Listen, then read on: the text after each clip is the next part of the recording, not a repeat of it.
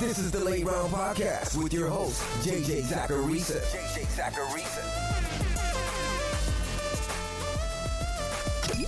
What's up, everyone? It's JJ Zacharisa, and this is episode 738 of the Late Round Fantasy Football Podcast, sponsored by FanDuel. Thanks for tuning in. If you couldn't tell by the title of this episode, today I'm going to be talking about buy candidates in your dynasty leagues. It's that simple. I've got a list of players who I think the market is undervaluing right now. I'm going to explain why I think that's the case. Then next week, I'll do the same thing, but for players to sell. Now, before I get to the buy candidates, I want to send another reminder about the Late Round Prospect Guide, which you can pre-order right now over on lateround.com. In the guide, I break down what goes into my running back and wide receiver prospect models. I then profile every running back and wide receiver who will be at the NFL Combine, and my model spits out a pre-draft percentile score for each player. Then when the draft is over, I'll set an updated version of the guide with post-draft scores and post-draft breakdowns. I also have an entire section of the guide dedicated to my Year 2 model. The Year 2 model helps predict how well a player is going to perform in fantasy football in Year 2 and Year 3 of his NFL career. So I profile all relevant running backs and wide receivers from last year's draft class, and I let you know what to do with them in Dynasty. You can pre-order it right now on lateround.com for just $11.99. It's a PDF and it'll get emailed to you when it launches on March 13th. Once March 13th hits, that price will rise to $14.99. So again, head to lateround.com and get ready for another fun prospect season. I'm going to go in a totally random order today. But I will say, I don't have any clear-cut buy candidates at quarterback this offseason. So I won't be talking quarterback. Instead, I'm going to kick things off with a weird one, and that's Cooper Kupp. Obviously, you're only going to go after Kupp if you've got more of a win-now team. He's going to be 30 years old in June. This isn't really the type of player that I typically would call out on a show like this. I like to build my dynasty rosters around young wide receivers. Young wide receivers who could see their value increase and stay high year after year after year after year. With Kupp, you're likely not going to see that appreciation in the market from 2023 to 2024 and into 2025 because he's going to be 30 years old. But let's look at the facts. Kupp had a historical year in 2021 when he scored 16 touchdowns and had almost 26 PPR points per game. He wasn't going to repeat that. But in 9 games in 2022, Kupp averaged 22.4 PPR points per game. He averaged the most points per game of any wide receiver in fantasy football this past year. His target share per game in 2021 was 31.7%, incredibly high. In 2022, 30.7%. He just wasn't as absurd efficiency-wise as he was in 2021. His yards per route run, for example, fell from 3.12 to 2.4. But it's not like 2.4 is a bad number. And it's not like other wide receivers in that offense were thriving while Cooper Kupp wasn't. Basically, yeah, the injuries there. Yeah, there's a lot up in the air in this Rams offense. But that's sort of pushing his cost down in some places. His average draft position in startups, according to Dynasty League Football, was wide receiver 26 in the month of January, which is absolutely wild to me. Devontae Adams, who's older and hasn't been as good as Kupp over the last 2 seasons, is wide receiver 13. Not that I think it's weird to have Adams over Kupp. I just don't see the reason for that kind of gap. I think Kupp is more of a mid-range wide receiver 2 in Dynasty. And that's coming from someone who likes younger wide receivers.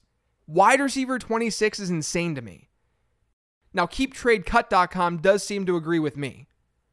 But the fact that some places have him so low tells me there are plenty of people out there who think Cooper Kupp is done, who are ignoring what he did in 2022. But his per-game numbers this past season tell a different story. So Cooper Kupp is a higher profile buy candidate. Let's go to a lower profile one. Chig Okonkwo. Some sites have him around where I have him at tight end 15. But over on DLF, his ADP in January was tight end 22. So there are people out there who aren't believers. But Okonkwo had a really underrated rookie season. I know we were all streaming him down the stretch, but I don't think people realize how good he was as a first-year tight end. Even just his volume numbers. He averaged an 11.4% target share per game. That's not a high number standalone, but it is with some context. Since 2011, among rookie tight ends with 8 or more games played, that ranked in the 91st percentile. Tight ends generally don't see a lot of work as rookies. What's even more impressive is how efficient Okonkwo was on that volume. Among all 30-plus target tight ends since 2011, Okonkwo's yards per target was third best. His yards per reception was fifth best. And the players ahead of him and around him are mostly solid players. Mark Andrews, Gerald Everett, Kyle Pitts, Noah Fant, Dawson Knox. The only guy who really didn't pan out was O.J. Howard. But the one number that's most impressive about Okonkwo is his yards per route run rate. We know the Titans aren't a very pass-friendly team, so Okonkwo isn't running the same number of routes as a tight end in a pass-heavy offense. But on a per-route basis, no rookie tight end since 2011, and possibly beyond, I just didn't look further, but no rookie tight end had a better yards per route run rate than Chig Okonkwo. And it wasn't even close. His 2.62 yards per route run, which is courtesy of Pro Football Focus, was significantly better than Jordan Reed, who previously was at the top after his 2013 rookie season. But 2.62 is insane, you guys. Like, among rookie wide receivers since 2011 with 50 or more targets, the only wide receivers to hit that mark are Odell Beckham, A.J. Brown, and Justin Jefferson. So my question is, why would you not want to buy into this? Why would you not want to buy in when it doesn't cost you that much at all? Now let's apply this exact same logic, but for a wide receiver. Any guesses as to who? Rashid Shaheed. Shaheed was a rookie in 2022. He was undrafted last year. He didn't go to the combine, so he's not in my prospect model. But he was a beast in limited action this past year. He only had 34 targets, and we have to keep in mind that's what matters most here. Volume is a sign of talent. So if a player is seeing low target totals, he likely is not super talented. But on a per-game basis, Shaheed had a 12.5% target share. That's not horrible for a rookie wide receiver, especially one who wasn't even drafted. And his yards per route run rate was 2.6, which was the best in this class. Now again, he only had 34 targets. I usually look at 50 targets as a baseline there. So a number like that can absolutely be skewed with a small sample. He's not as locked in as someone like Okonkwo, in my opinion. With Okonkwo, you had legitimately good numbers across the board for a rookie tight end, and Okonkwo was a 4th-round pick. That's a lot different. But Shaheed can be had for next to nothing. And when you look historically at rookie wide receivers who had similar volume and a similar yards per route run rate, you get a mixed bag with some interesting hits. Martavis Bryant is in there, for instance. And Chris Godwin, who had a lower target share per game rate as a rookie, he's in there too.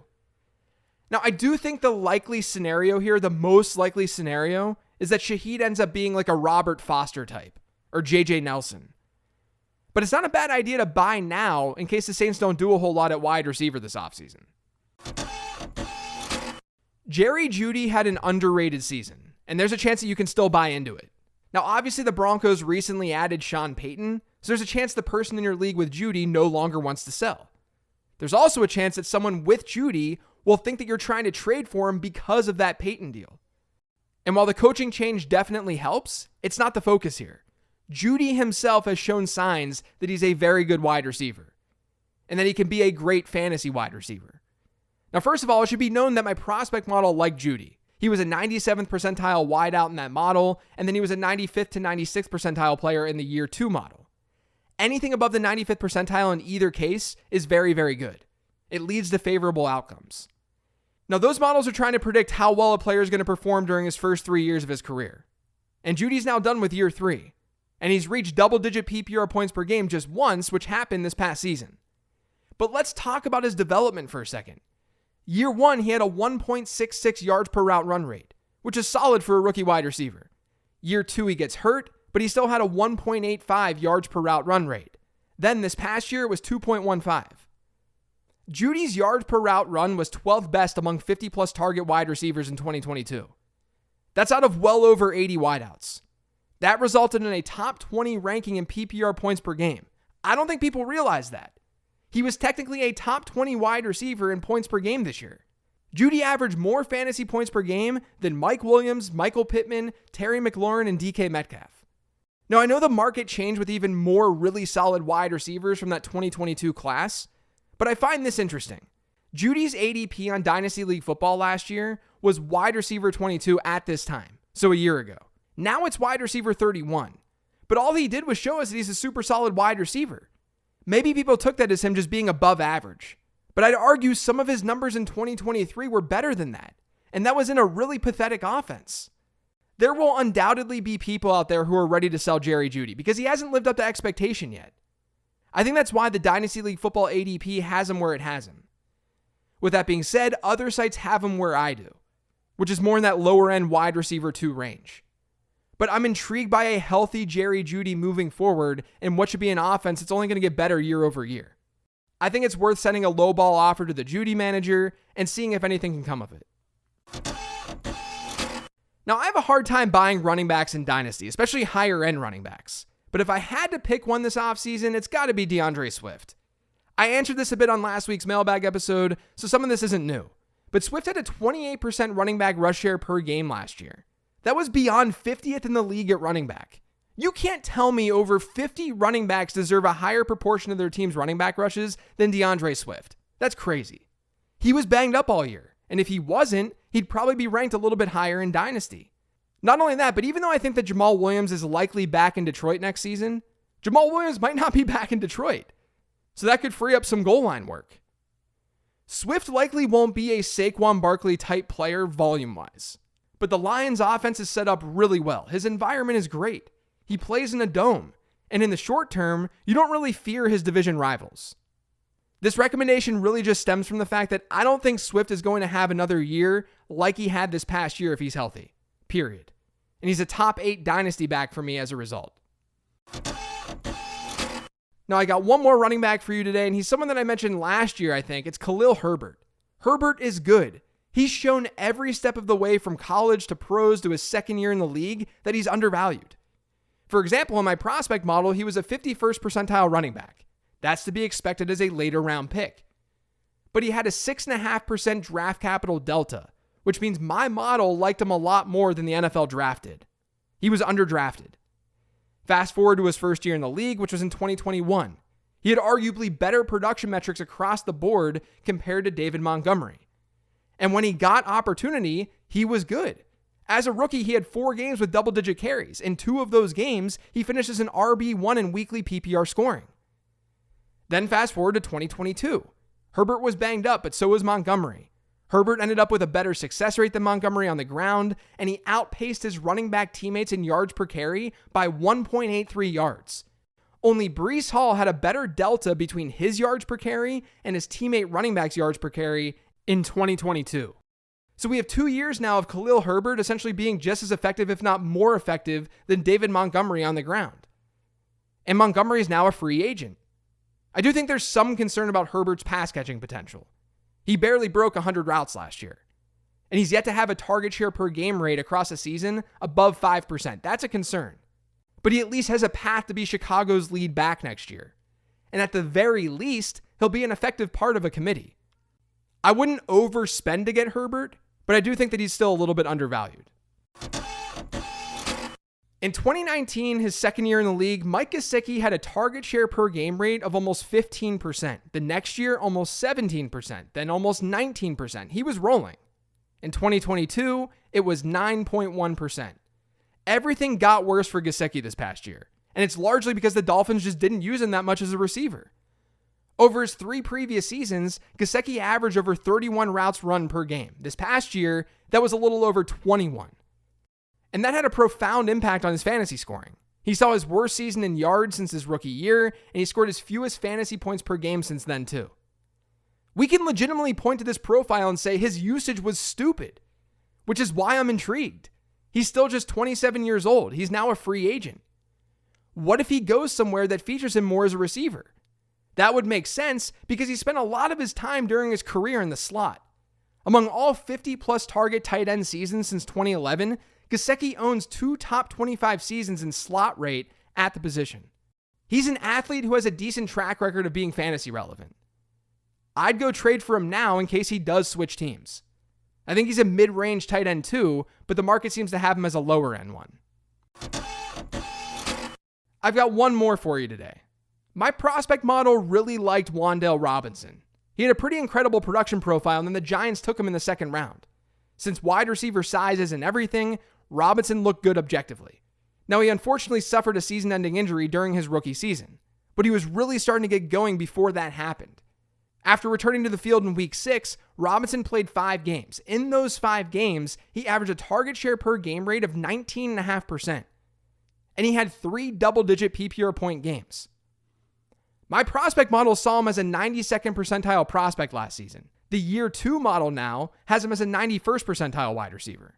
If you look at what wideouts have done in that 90th to 95th percentile in year 2 and year 3 since 2011, it's pretty good. It's solid at the very least. Nearly half of them have given us a season with 14 or more PPR points per game. That's in just year 2 or year 3. So I'm cool with getting Robinson right now at a wide receiver 4 price tag. Now, before I let you go, I do want to add that I don't think that this is really the way that you should trade in fantasy football. What I mean by that is it's totally fine to go to the Wan'Dale Robinson manager, the Cooper Kupp manager, and see if you can get a discount. But the best way to get a deal done is by finding teams in your league who need the assets that you have and that you're willing to give away. If you have a ton of running backs and there's a running back needy team, then you should be able to find something on that team's roster that you can take on. Your consideration set should be large, not small. So while exercises like this can be helpful, it's not totally the way that I approach trading. And that's important to know as you look for trade partners. That's it for today's show, though. Thanks to all of you for listening. If you've yet subscribed to the Late Round Fantasy Football Podcast, make sure you are by searching for it pretty much anywhere podcasts can be found. And don't forget to follow me on Twitter @LateRoundQB. Remember to check out lateround.com to pre-order the prospect guide. But thanks for listening, everyone. I'll talk to you later in the week.